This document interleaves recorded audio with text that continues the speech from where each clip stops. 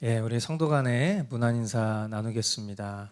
한 주간도 평안하셨습니까? 하고 사랑하고 축복합니다. 인사 나누겠습니다. 예, 우리가 오늘 얼굴을 보면 또 언제 얼굴을 보게 될지 그건 주님만 아시기 때문에 우리가 이렇게 친교하는 또 영적으로 주님 안에서 하나 되는 이 예배의 자리가 얼마나 소중한지 다시 한번 좀 절실히 우리가 깨닫는 시간 되기를 원하고요. 또 영상으로 예배하고 계시는 우리 성도님들 계십니다. 우리 손을 들어서 환영하도록 하겠습니다. 사랑하고 축복합니다. 예. 네. 우리가 또 이제 거의 뭐 대전염의 또 유행이 또 시작이 되는 것 같아요. 그러니까 어느덧 이제 3년 차를 맞이하고 있는 이 세상은 좀처럼 과거로 돌아가지 않을 것처럼 보입니다.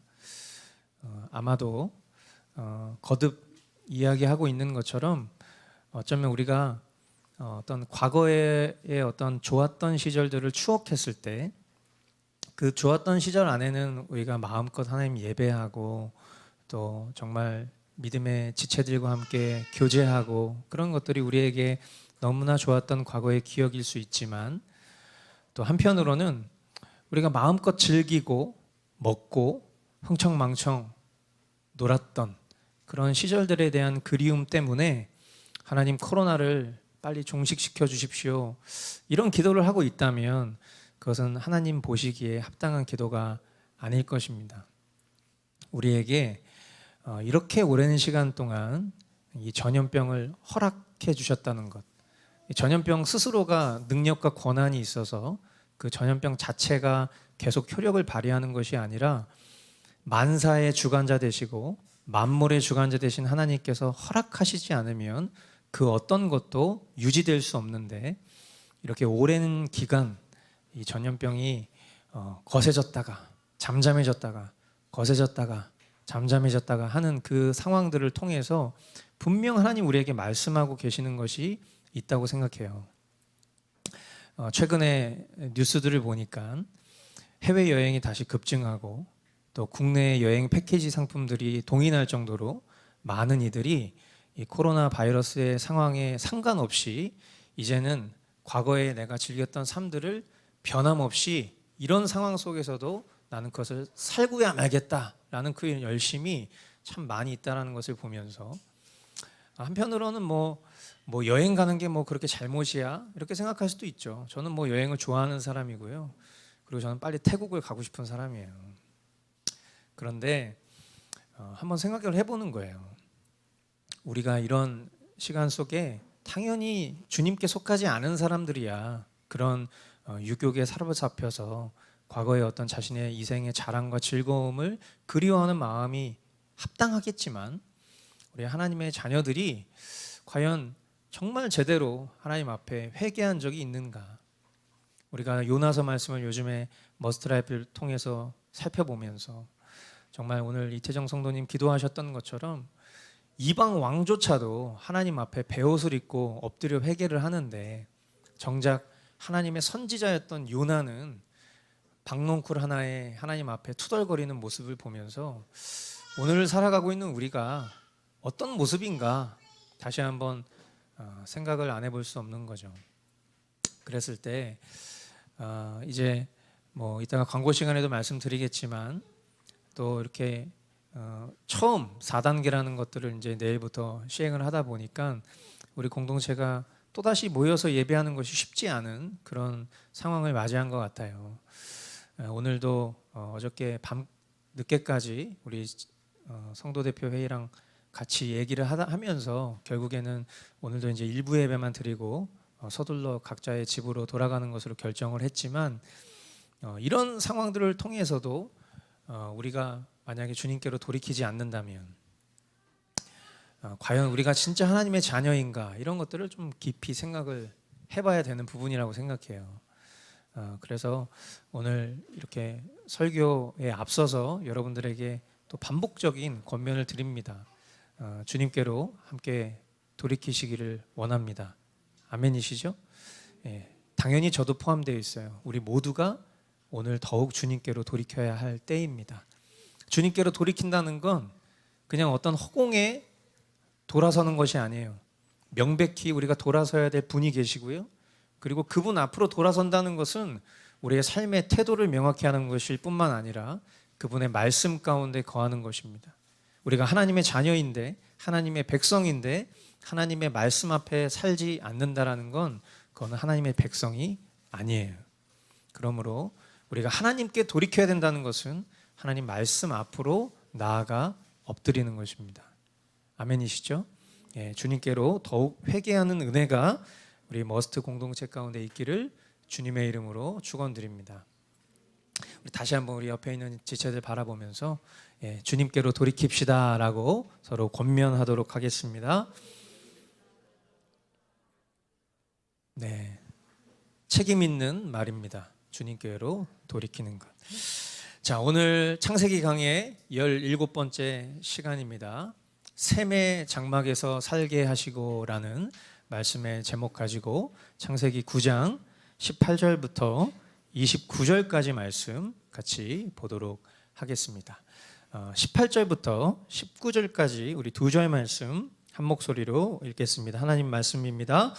방주에서 나온 노아의 아들은 셈과 함과 야벳이다. 함은 가나안의 조상이 되었다. 이 세 사람이 노아의 아들인데 이들에게서 인류가 나와서 온 땅 위에 퍼져 나갔다. 아멘. 오늘날의 인류라고 하면 당연히 저와 여러분들이 포함되어 있는 이 인류죠.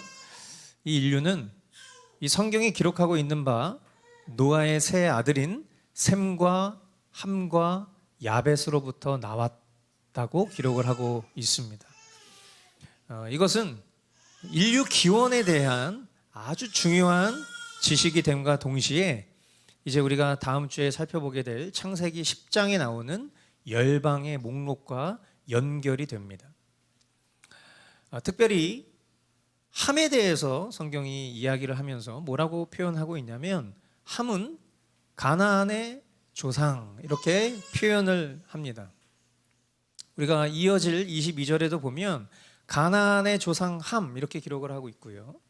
그리고 25절에 그 가나안이 저주를 받아 저희 형제들을 섬길 것이라 라는 이런 예언이 나오고요.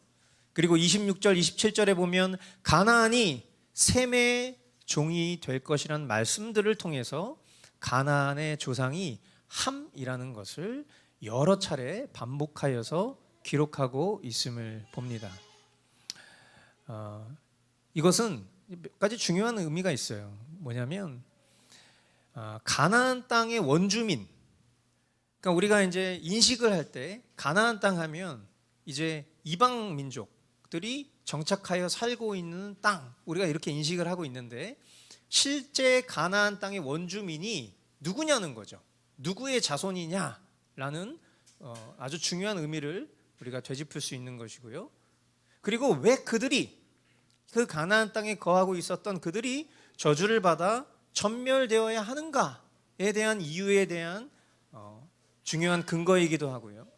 또한 이스라엘 백성이 왜 가나안 땅을 기업으로 받는 것이 합당한 일이냐. 우리가 뭐 예를 들어서 독도만 생각해봐도 독도가 누구 땅이냐라고 했을 때 당연히 독도는 우리 땅이에요. 그죠? 왜 그렇죠? 독도가 왜 우리 땅이에요? 우리 땅이니까 우리 땅인 거예요. 그죠? 우리가 대대손손 그 땅을 한 번도 누군가에게 넘겨준 적이 없이 그 땅은 처음부터 우리 땅이었기 때문이에요. 근데 우리가 억울한 이유가 뭐예요? 일본 사람들은 그 땅에 거주한 적도 없어요. 그 땅을 소유한 적도 없어요. 그런데 그들이 그 땅이 우리 땅이라고 우기기 때문에 우리가 억울한 거예요. 마찬가지로 가나안 땅을 점령했을 때 혹자들은 아니 하나님이 사랑의 하나님이라고 하면서 왜 가나안 민족들이 살고 있는 그 땅을 그렇게 착취해서 이스라엘에게 주시지? 이런 생각을 한단 말이에요. 그런데 성경은 이미 창세기 지금 이 9장부터 그 땅이 누구의 소유인지, 함이 그 땅의 소유자였음을, 그 땅의 원주민이 함의 후손이었음을 이야기하기에 이스라엘이 그 가나안 땅을 기업으로 받는 것이 왜 합당한가에 대한 근거가 되는 말씀인 거죠. 이 말씀으로부터 암시를 하고 있는 것입니다. 20절로 21절에 보면 노아는 처음으로 밭을 가는 사람이 되어서 포도나무를 심었다.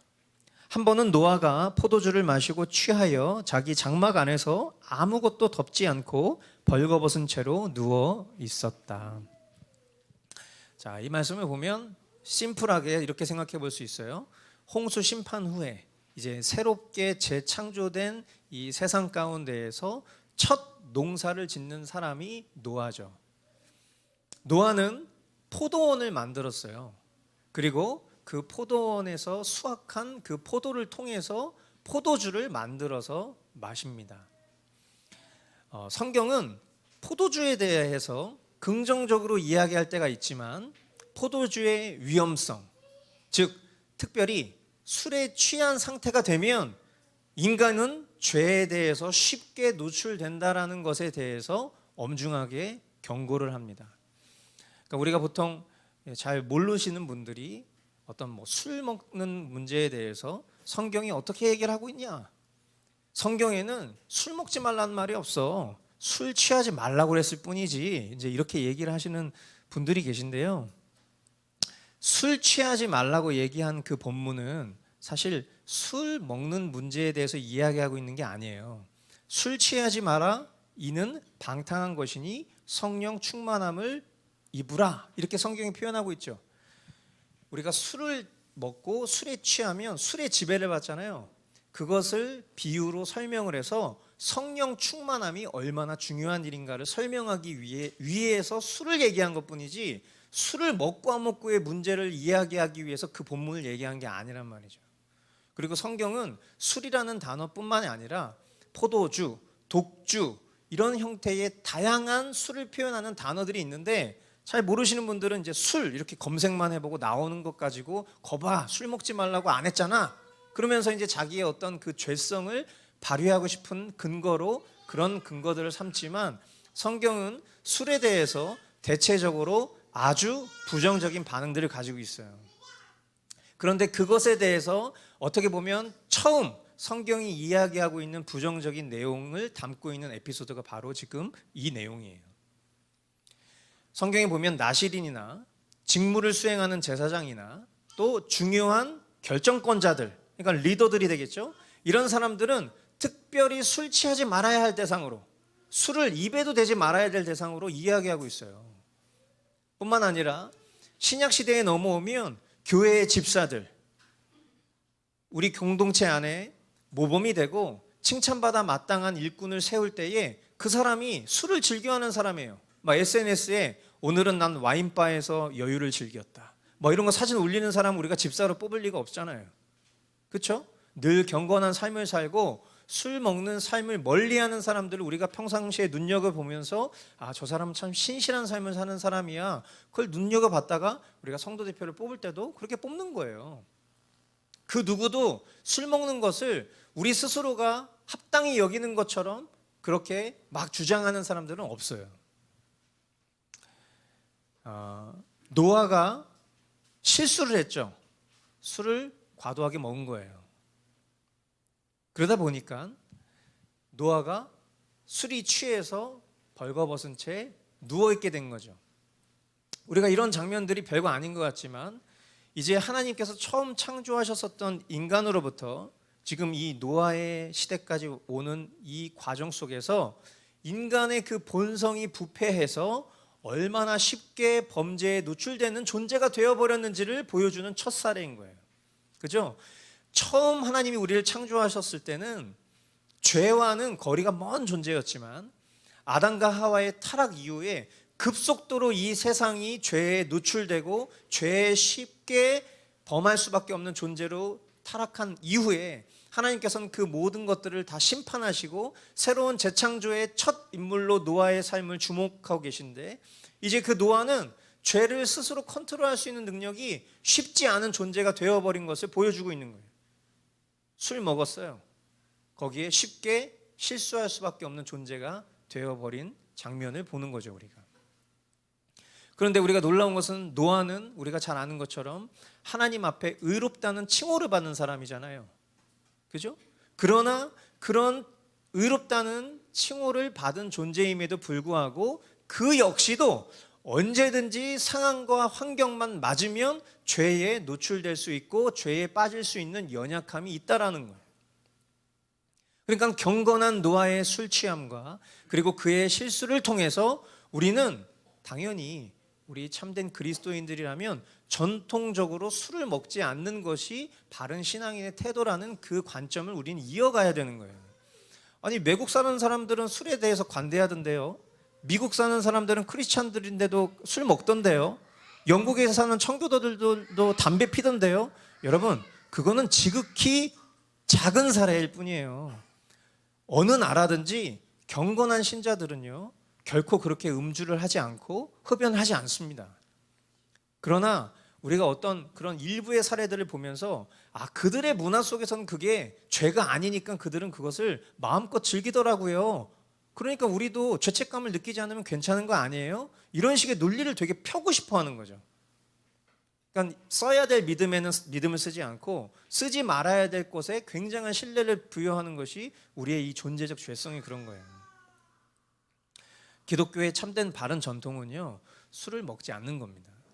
흡연을 하지 않는 거예요.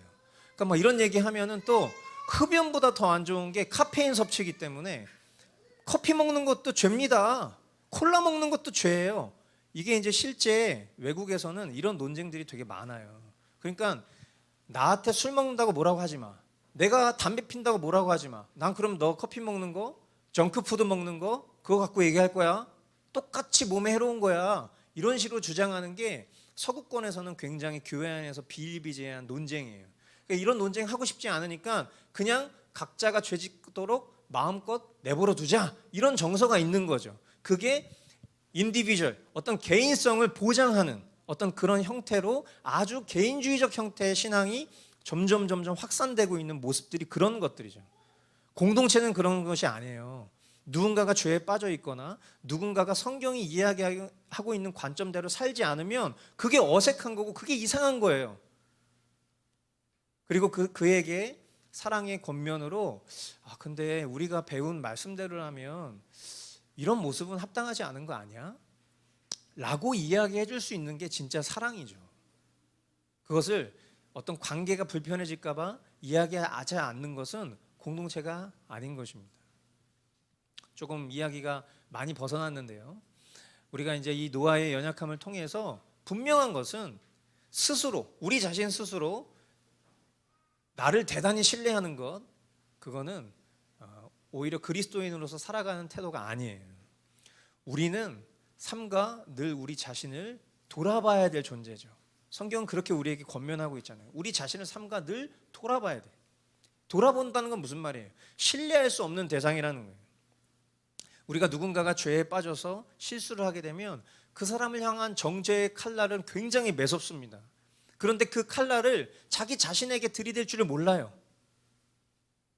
그러므로 나도 언제든지 상황과 환경이 맞으면 죄에 쉽게 노출되고 실질적 죄를 범할 수 있는 존재라는 것을 인정하고 우린 늘 항상 우리 가운데 살아 역사하시는 그 주님을 바라보면서 늘 우리가 죄에 빠지지 않기를 주님 앞에 간구해야 되는 것을 이 노아의 실수를 통해서 우리는 엿볼 수 있는 것입니다. 22절로 23절 말씀 우리 한 목소리로 읽어보도록 하겠습니다. 시작. 가나안의 조상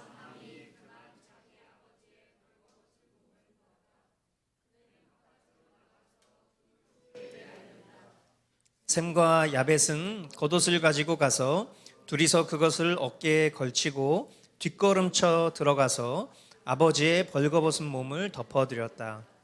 그들은 아버지의 벌거벗은 몸을 보지 않으려고 얼굴을 돌렸다. 아멘. 가나안의 조상인 함이 아버지의 벌거벗은 몸을 보았다라고 기록을 합니다. 여기에서 아버지의 벌거벗은 몸은 단순히 어떤 몸을 보는 것이 아니에요. 성경이 표현하고 있는 그 백그라운드의 의미는 뭐냐면 아버지의 성기를 집중하여 보았다라는 원어적 의미를 담고 있어요. 상상만 해봐도 정상적인 장면이 아니죠.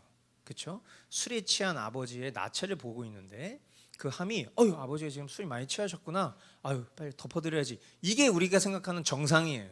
그죠? 그런데 이 함이 아버지가 술 취해서 나체로 누워 있는 그 상황 속에서 아버지의 성기를 집중해서 보고 있다. 그리고 이 히브리 성경에 보면 그것을 단순히 보고 있는 것으로 표현한 것이 아니라 비웃다라는 의미를 동시에 갖고 있어요. 그러니까 이 함이 아버지의 나체를 보면서 비웃고 있었다는 거죠. 아들이 아버지의 허물을 마땅히 덮어줘야 하는 것이 당연한 거예요. 그죠? 존경해야 될 그 아버지의 나체를 응시하면서 비웃고, 더 나아가서 밖에 있는 다른 사람, 자신들의 형제에게 가서 저거 봐, 아빠 저러고 있어 라고 이렇게 떠버리는 장면인 것이죠. 이 함이 행한 철없는 행동은요, 단순히 그가 철딱서니 없는 행동이다 이런 수준이 아니라 성경이 금하고 있는 여러 가지 내용을 다 하고 있어요. 자, 레위기 19장 16절 말씀. 이 사람 저 사람에게 남을 헐뜯는 말을 퍼뜨리고 다녀서는 안 된다. 너는 또 내 이웃의 생명을 위태롭게 하면서까지 이익을 보려 해서는 안 된다. 나는 주다. 하나님께서 명령하신 말씀입니다. 이 사람 저 사람에게 남을 험담하는, 남을 깎아내리는 그런 말들을 주도해서 해서는 안 된다라고 얘기를 하고 있어요. 누가? 하나님의 자녀된 백성이 말이에요. 그런데 심지어 그냥 이웃도 아닙니다. 자기 아버지예요. 아버지의 이런 나체를 응시하고 비웃고, 더 나아가 형제들에게 아버지를 깔보기 위한 그런 험담을 하고 있다는 것, 굉장히 큰 죄악이죠. 잠언 10장 12절. 미움은 다툼을 일으키지만 사랑은 모든 허물을 덮어준다. 잠언 11장 13절 말씀. 험담하며 돌아다니는 사람은 남의 비밀을 새게 하지만 마음이 믿음직한 사람은 비밀을 지킨다. 에베소서 6장 2절로 3절. 내 부모를 공경하라고 하신 계명은 약속이 딸려있는 첫째 계명입니다.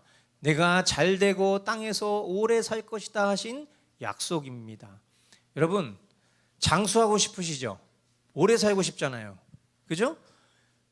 우리 에베소서 강의할 때 이 말씀 보면서 우리가 익히 이 말씀에 대해서 새긴 적이 있어요.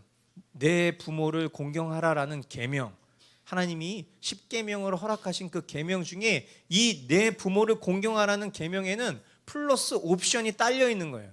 부모를 공경하면 추가적인 복이 있는데 그 추가적인 복이 뭐냐면 네가 잘되고 땅에서 오래 사는 거예요. 그러니까 여러분이 행하고 있는 일들이 잘되고 오래 살길 원하시죠? 그러면 부모님한테 잘하면 되는 거예요. 그런데 이 함은 그렇게 하질 못했죠. 하나님의 이 후속 말씀, 후속 조치, 그러니까 지금 우리가 보고 있는 이 창세기의 다음 배경에 등장하는 말씀들을 우리는 봤지만 이미 기본적으로 그 내면에 하나님의 율법이 새겨져 있는 존재이기 때문에 그가 행동한 행동이 합당하지 않은 행동이라는 것은 그 자신 스스로도 알고 있었을 거예요. 그러니까 이 함이 가나안의 조상이 될 수밖에 없었던 것은 하나님의 저주보다 그의 행실이 그럴 수밖에 없었던 거예요. 그가 저주를 받게 된 것은 운명론적인 것이 아니라는 거예요. 그가 그렇게 행동했었던 것을 통해서 결국 그의 행실이 저주를 끌고 왔었다는 것을 우리는 이 말씀들을 통해서 확인을 하고 있는 거예요. 그리고 이 말씀들을 보면서 우리가 평소에 지체에게 어떤 태도를 보여야 하는가, 우리가 서로 간에 어떤 태도를 보여야 하는가 경각심을 갖게 하죠. 성경은 대조법들을 많이 사용해요. 지금 이 함의 모습에 집중하다가 이제 이어지는 말씀에 보니까 셈과 야벳에 대해서 조명을 합니다. 셈과 야벳은 어떻게 하죠? 함과는 전혀 다른 스탠스를 보여줘요. 그들은 겉옷을 가지고요, 어떻게 들어가죠? 뒷걸음쳐서 들어가요. 함이 아버지 봐봐, 벌거벗고 있어. 이렇게 딱 얘기했을 때 그 얘기를 듣고 어디 봐. 이게 아니에요. 반응이, 리액션이 그게 아니에요. 딱 그 얘기를 듣자마자 야, 우리 저기 들어가서 우리 아버지 덮어드리자. 근데 들어가서 보면 어떤 모습으로 있을지에 대해서 함을 통해서 들은 거야 지금. 그러니까 철저히 뒷걸음으로 들어가죠. 그리고 술에 취한 아버지의 나체를 보지 않고 아버지를 가려줍니다. 이게 정상적인 모습이죠. 이것이 아버지에 대한, 더 나아가 지체에 대한 사랑과 존경의 태도고요. 이것이 하나님을 경외하는 자의 태도라는 것을 우리는 배울 수 있는 거예요. 은혜 입은 죄인, 여러분, 은혜 입은 죄인인 이런 모습으로 사는 사람이라고 저는 생각해요. 우리 모두가 다 하나님 앞에선 죄인이에요. 그죠? 우리 중에 그 누구 한 사람도 의인인 사람은 없습니다. 의인은 없나니 단 한 명도 없다. 성경은 그렇게 말씀하고 있고요. 그러므로 우리 모두는 다 죄인이에요. 그러나 우리는 그냥 죄인이 아니죠. 하나뿐인 아들 예수 그리스도의 그 십자가 대속으로 말미암아 은혜를 입은 죄인이에요. 우리 스스로는 죄인된 정체성으로부터 벗어날 힘과 실력이 없는 존재란 말이에요. 그런데 하나님께서 그런 우리의 수치를, 우리가 얼마나 수치스러운 존재입니까? 우리가 사람들의 눈을 교묘하게 피하고 얼마나 수치스러운 행동들을 버젓이 행하고 사는 사람들이에요. 그런데 그런 우리의 수치를 그리스도의 십자가로 덮어주시고 우리를 의롭다 하셨어요. 심판대 앞에서 우리의 치부가 낱낱이 드러나며 몇 월, 며칠, 몇 시, 몇 분, 몇 초에 너 그렇게 범죄했지? 아니요, 저 범죄하지 않았는데요. 그래? 한번 볼까? 촥! 뭐 이건 제 상황 설정이지만 하나님이 탁 틀었는데 내가 범죄하고 있는 그 장면을 고스란히 만 백성 앞에서 다 보여준다? 여러분, 이런 치부가 드러나는 자리가 바로 십자가예요.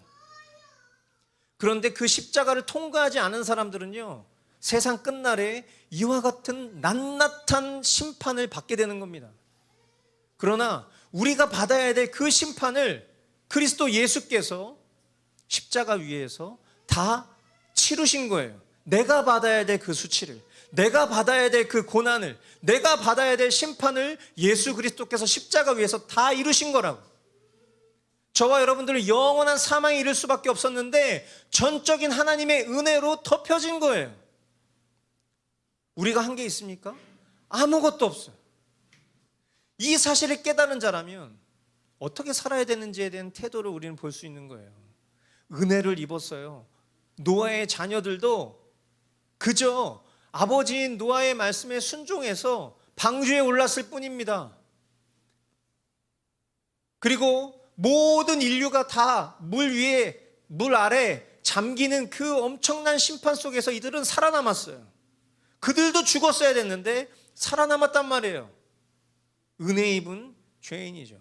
그러면 그들이 어떻게 살아야 되는가? 근데 아버지가 술 취한 모습을 보면서 히히덕거리면서 아버지의 그런 벌거벗은 모습을 응시하면서 형제들에게 알리는 그런 태도가 과연 은혜 입은 자의 태도인가? 그게 아니라는 거예요. 함과 이 셈과 야벳을 통해서 우리는 보는 거죠. 그러므로 우리가 누군가의 수치를 막 드러내려 하거나 거기에 올무를 더하거나 더 나아가서 그것을 심판하는 자리에 있는 것만큼 받은 은혜를 망각하는 일은 없을 것입니다. 그러므로 오늘 이 장면은 우리에게 참 많은 것을 가르치시는 장면이죠. 24절로 27절 말씀 보니까요, 노아는 술에서 깨어난 뒤에 작은 아들이 자기에게 한 일을 알고서 이렇게 말하였다.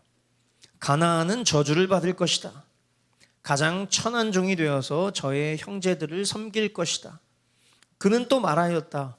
셈의 주 하나님은 찬양받으실 분이시다. 셈은 가나안을 종으로 부릴 것이다.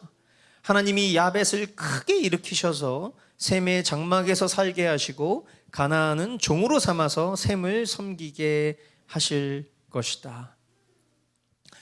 노아는 술에서 깨어난 후에 이 막내 아들 철부지 함이 한 행동을 알았습니다.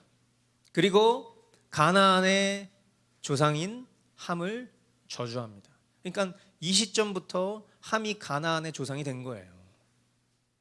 그런데 더 나아가서 정말 무서운 게 뭐냐면 이 함이 저지른 잘못에 대한 죄책이 함 혼자에게만 주어진 것이 아니라 이 함 개인의 죄책이 셈의 자손인 이스라엘이 가나안 땅을 정복하는, 그러니까 즉 이 함의 자손들은 평생 종노릇하면서 살게 되는 이런 무시무시한 저주의 예언을 받게 된 거예요.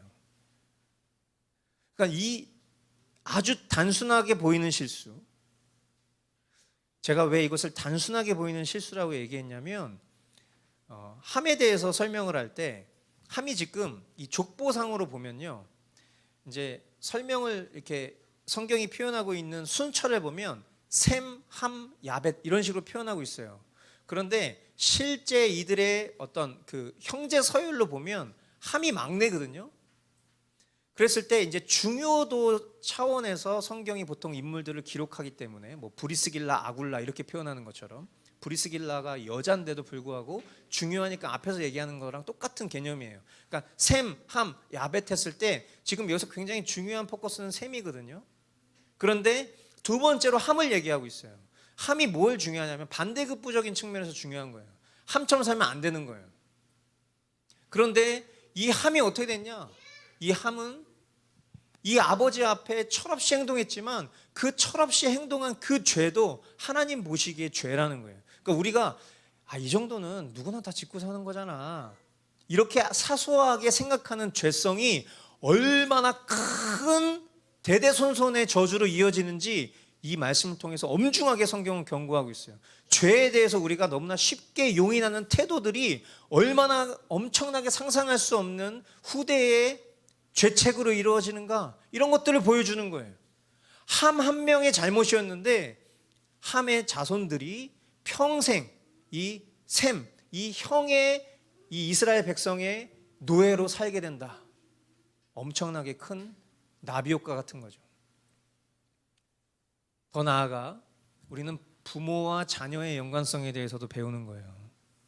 하나님께서는 십계명을 통해서 나를 미워하는 사람에게는 그 죄값으로 본인뿐만 아니라 3, 4대 자손에까지 벌을 내린다, 그렇게 말씀하셨죠. 복된 부모의 자녀는 복됩니다.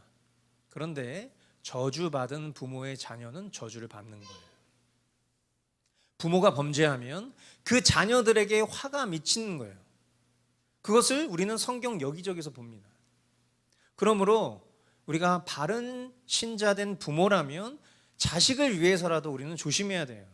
아무렇지도 않게 죄짓고 그냥 사람의 눈과 귀를 숨기는 것 정도로 만족하고 그렇게 살아갈 때 하나님이 그 죄에 대한 죄책을 예비하고 계신다라는 생각을 우리는 늘 삼가해야 되는 것이죠. 더 나아가 노아가 베푼 저주는 가나안 족속들의 그 멸망의 이유를 진작부터 지금 설명해 주고 있는 거예요. 가나안 족속이 왜 심판을 받아야 되냐, 이 역사적 근원이 어디서부터 출발하고 있는지를 지금 쭉 설명을 해주고 있는 거죠. 물론 실제적으로도 가나안 족속들은 심히 음란하고 우상 숭배적이었죠. 그러니까 우리가 저주를 생각해 보면 저주는 의인들에게 임하는 것이 아니라 악인들에게 임하는 거예요. 그러니까 하나님이 저주를 베푸신다? 어떻게 하나님이 저주를 베푸실 수 있지? 어떻게 노아는 자기의 아들한테 이런 저주를 베풀 수 있지? 우리는 이런 생각을 한다고요. 그죠? 어떻게 하나님이, 사랑의 하나님이 저주를 베푸실 수 있어? 어떻게 아버지가 자식한테 저주를 베풀 수 있어? 우리는 이런 식으로 생각하는데 잘못한 사람이 왜 잘못했는지에 대해서 조명하는 걸 싫어해. 잘못을 두둔하고 싶어하는 게 우리 인간의 죄성의 본능이에요. 이래서 저주를 받았구나, 이게 아니라 어떻게 저주를 베풀 수 있어? 자식이 잘못을 했어요. 혼냅니다. 그러면 왜 혼났는지가 중요한 거지, 어떻게 부모가 자식을 혼낼 수 있어? 넌센스예요. 그죠? 조두순이 범죄를 저질렀어요. 그래서 형을 살았다고요. 근데 조두순이 형을 산 거에 대해서 어떻게 형을 살게 될 수 있어? 이렇게 말하는 사람은 아무도 없다고요. 범죄에 대해서 두둔하는 그 본성이 인간의 죄성인 거예요. 함의 자손들이 저주를 받았을 때 마땅히 그들은 저주를 받을 만한 행실이 그들 삶 속에 있었어요. 그런데 그 근원적인 이유를 살펴보면 함이 하나님 앞에서 자신의 아버지에게 행했었던 일들이 그 죄성의 근원이었다는 것을 성경은 지금 이야기하고 있는 거죠. 그러니까 이 노아의 저주는 아주 예언적이었지만 그것은 공의롭게 성취가 되고 있는 것입니다. 그러므로 우리가 이런 내용들을 볼 때 하나님 우리에게 가르치시는 거예요. 마땅히 나 자신의 거룩을 위해서뿐 아니라 우리 자녀들의 안위를 위해서도 우리가 아무렇게나 죄짓고 살면 안 되는구나. 하나님이 우리에게 허락하신 기회를 선용해야 하는 것이구나 라는 것들을 우리에게 말씀하고 계신 것이죠. 또한 여러분들이 오해하지 마셔야 될 건 하나님의 저주는요 결정적인 것이 아니에요.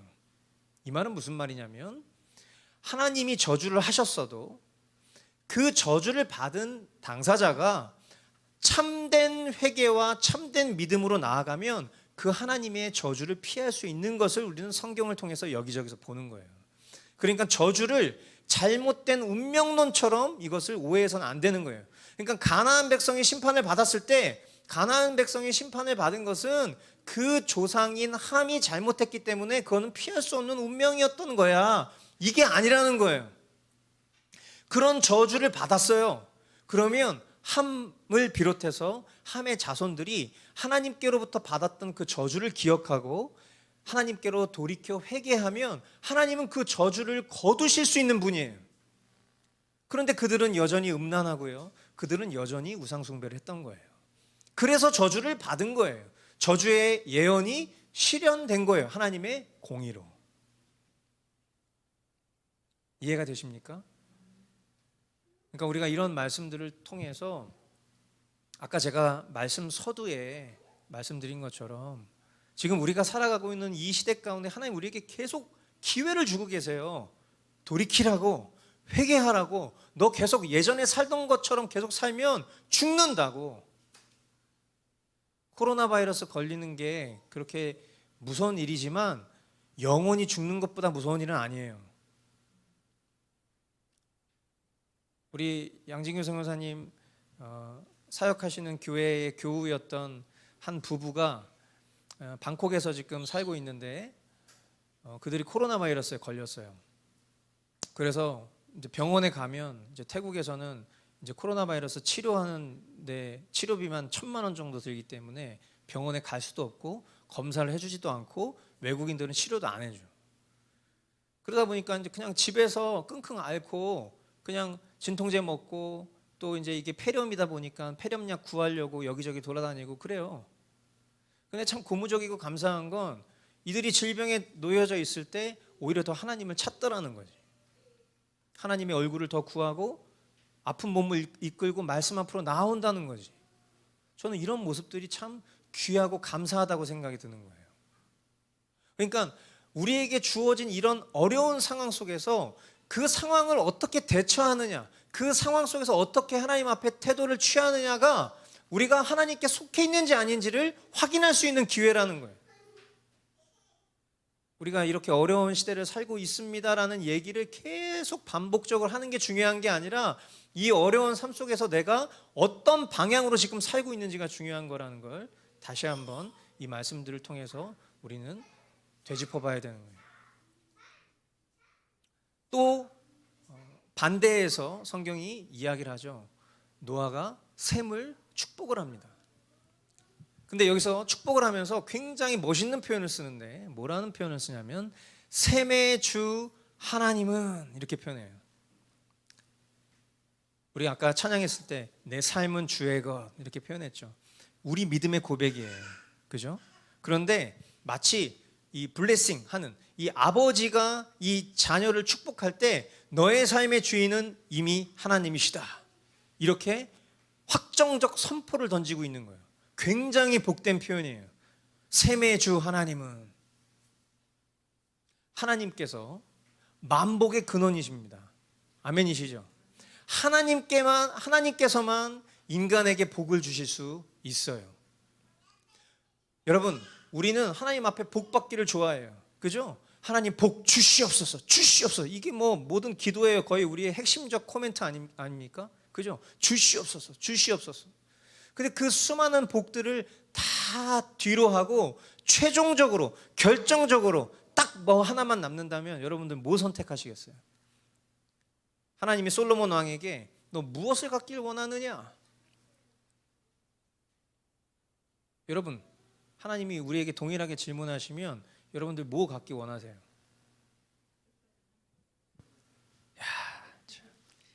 그러니까 복음 훈련의 그 효과가 이렇게 설교 중간에도 담대하게 선포하실 수 있는 그런 믿음을 주님이 주신 것이죠.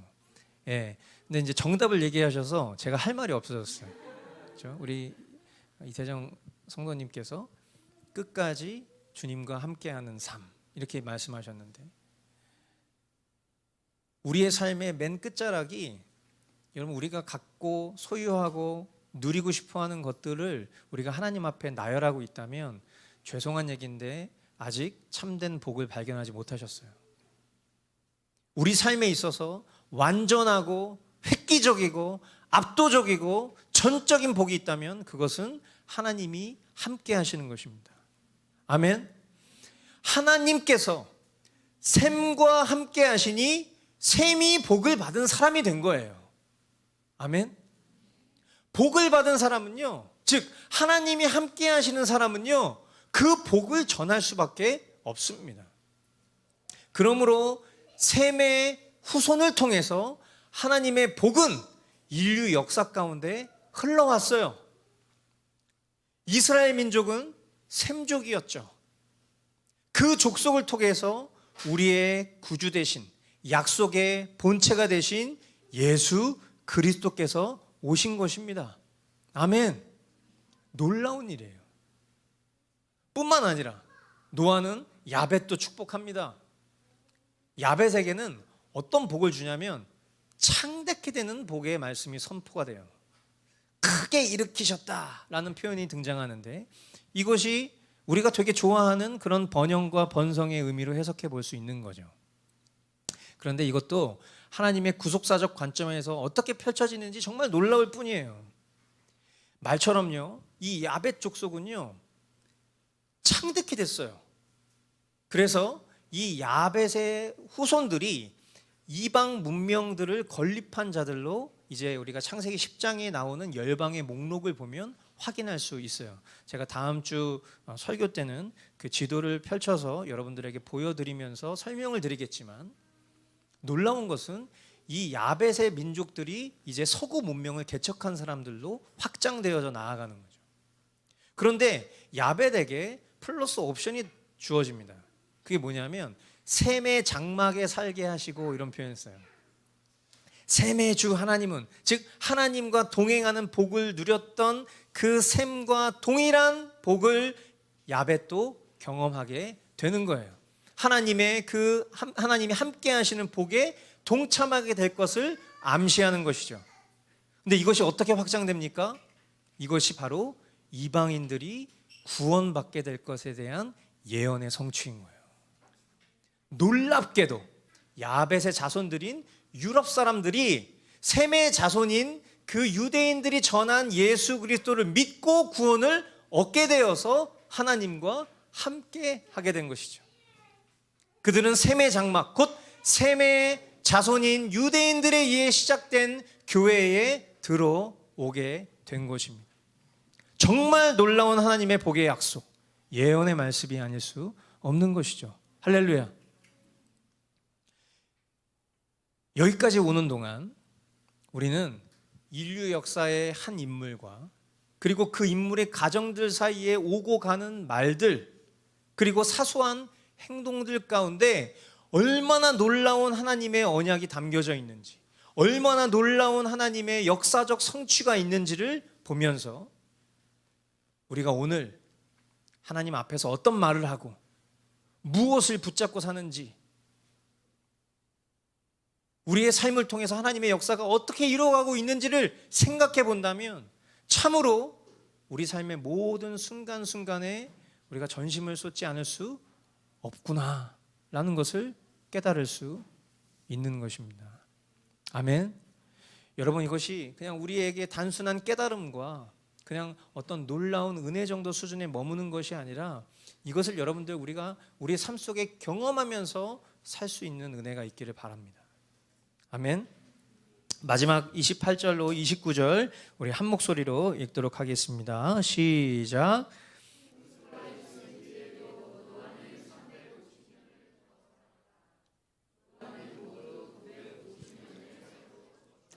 네, 노아는 이제 아담 창조 후 약 1000년경에 출생해서 이제 2000년경에 죽은 거예요.